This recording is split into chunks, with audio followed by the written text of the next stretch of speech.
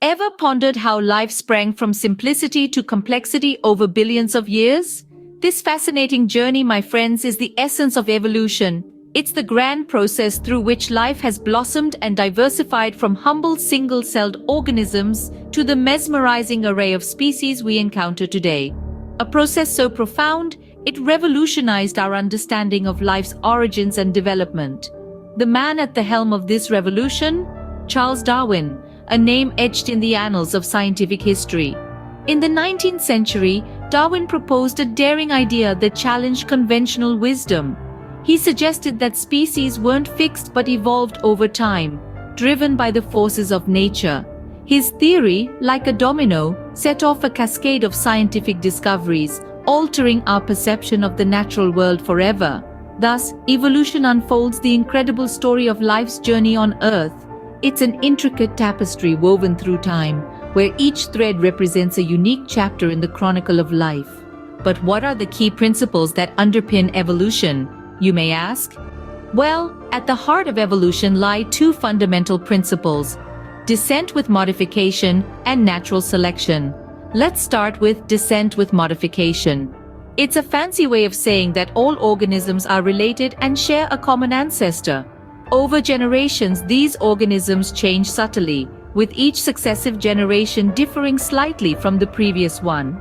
These modifications are often driven by environmental pressures and challenges, which brings us to our second principle: natural selection. Natural selection is the process where organisms better adapted to their environment tend to survive and produce more offspring. It's a bit like a nature's sieve, separating the organisms that can cope with environmental pressures from those that can't. Over time, this process leads to significant changes in species, driving the wonderful diversity of life we see today. In essence, evolution is a process of change, guided by the principles of descent with modification and natural selection. How does evolution actually work? What drives these changes? Let's dive into the mechanics of evolution, focusing on two key components: natural selection and genetic variation. Picture a flock of birds, each with different beak sizes. In an environment with diverse food sources, birds with beaks that are better suited to their specific food source will have a higher chance of survival and reproduction. For instance, a bird with a thicker beak might be more successful at cracking open hard seeds, while a bird with a longer, thinner beak might excel at extracting insects from tree bark. Over time, this leads to a shift in the population's average beak size, following the pattern of food availability. This is a process known as natural selection. It's nature's way of ensuring that the traits which best aid survival and reproduction become more common in a population over time. But where do these different beak sizes come from in the first place? Enter genetic variation. Within any population, there is a wealth of genetic diversity. This diversity arises from mutations, which are random changes in an organism's DNA. While the word mutation might sound scary, it's important to remember that not all mutations are harmful. In fact, some mutations can provide an advantage in surviving and reproducing. For example, a mutation that results in a thicker beak might be beneficial in an environment with plenty of hard seeds. Over generations, these beneficial mutations become more common, leading to greater genetic diversity and driving the process of evolution. So, there you have it. Through the interplay of natural selection and genetic variation, life adapts and evolves. It's a bit like a never-ending game of survival, with nature constantly testing and selecting the best combinations of traits. And it's through this remarkable process that evolution shapes life, responding to the challenges of survival and crafting the incredible diversity we see in the natural world today. Through natural selection and genetic variation, evolution shapes life in response to the challenges of survival. How do new species come into existence? This question takes us into the fascinating realm of adaptation and speciation. Adaptation is a dynamic process where organisms fine-tune their traits to better fit their environment. For instance, consider the story of the penguin. Once land-based birds, penguins faced the brutal Antarctic climate.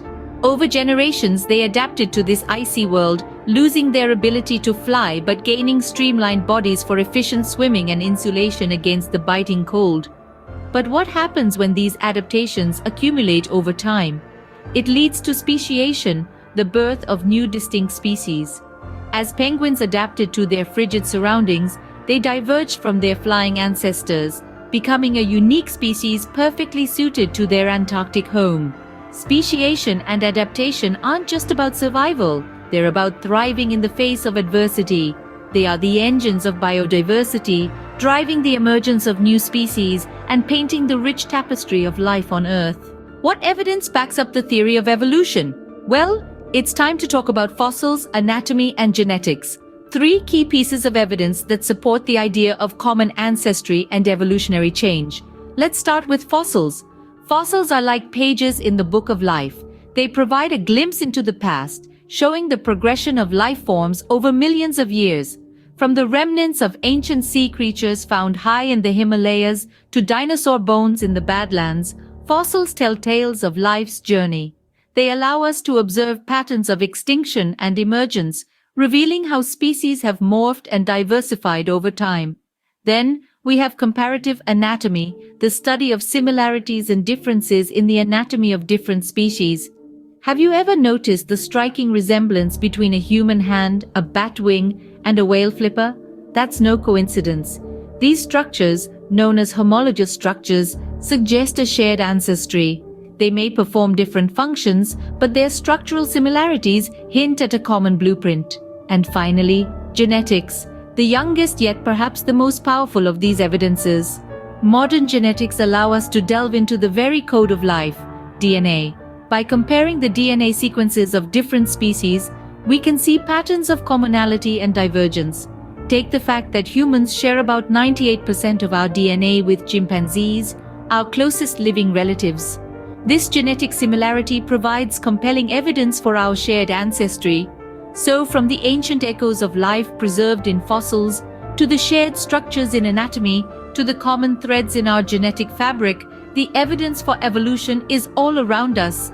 Each line of evidence on its own tells a compelling story, but together they weave a rich and intricate tapestry of life's history, highlighting the interconnectedness of all living things. The evidence for evolution is compelling, providing a coherent picture of life's history. Does evolution only happen over millions of years, or can it occur in shorter timescales? This question brings us to the concepts of microevolution and macroevolution, two fascinating processes that illustrate the scale and scope of life's evolutionary journey. Microevolution refers to the small-scale changes that occur within populations. Consider bacteria. These microscopic organisms reproduce rapidly, often in a matter of hours. This short lifespan, combined with their genetic versatility, allows them to adapt quickly to changing environments. One prominent example of this is antibiotic resistance. When a population of bacteria is exposed to an antibiotic, those with a genetic mutation that confers resistance survive and reproduce, while the others perish. Over time, the resistant bacteria become more prevalent, demonstrating microevolution in action. Yet, evolution doesn't stop there. These small steps are part of a larger dance. Over longer periods, the accumulation of these microevolutionary changes can lead to macroevolution. This is the process that results in the formation of new species and even higher taxonomic groups.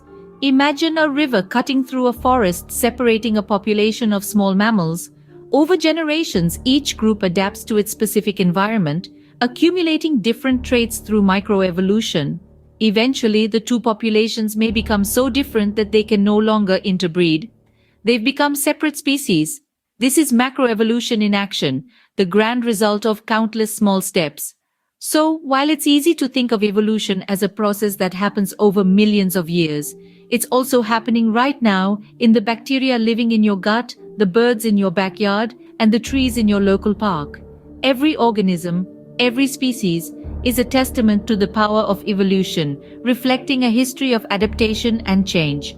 From the smallest microbe to the largest mammal, evolution is a continuous process, shaping life in all its diverse forms.